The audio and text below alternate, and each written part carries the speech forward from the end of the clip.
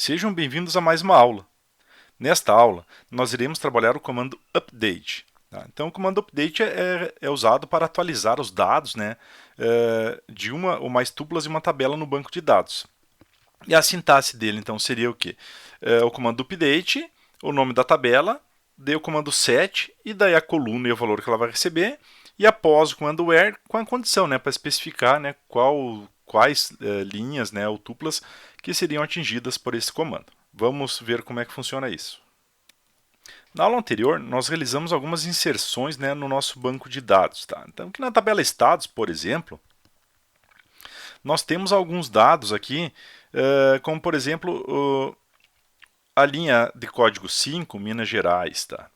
Digamos que eu inseri errado, que não era para inserir Minas Gerais, era para inserir Rio de Janeiro. Como é que eu atualizo então essa linha em específico? Bem, então a gente faria um comandinho assim, ó. Update estados, tá?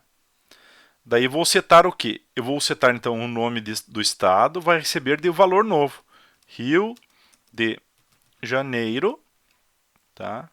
E daí vírgula ou o outro campo, que seria no caso sigla, vai receber RJ, e daí eu tenho que especificar, né, o comando where, tá?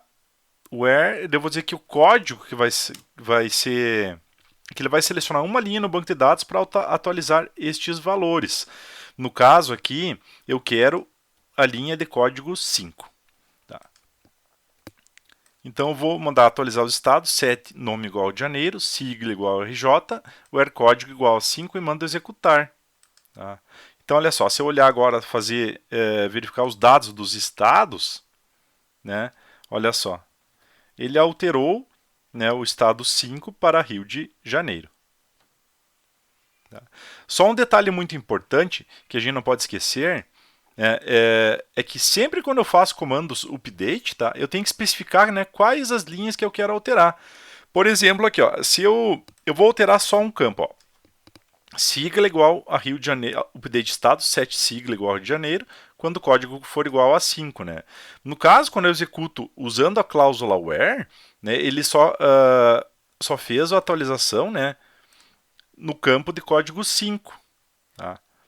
Mas, porém, olha só, eu vou remover a cláusula where, né? Então a gente tem que ter muito cuidado, nunca executar o update sem o where, né? Porque se eu executar aqui, ó, por exemplo, update estado set sigla igual a RJ, olha o que vai acontecer no meu banco de dados. Tá? Atualizei todo mundo, executei o comando, né?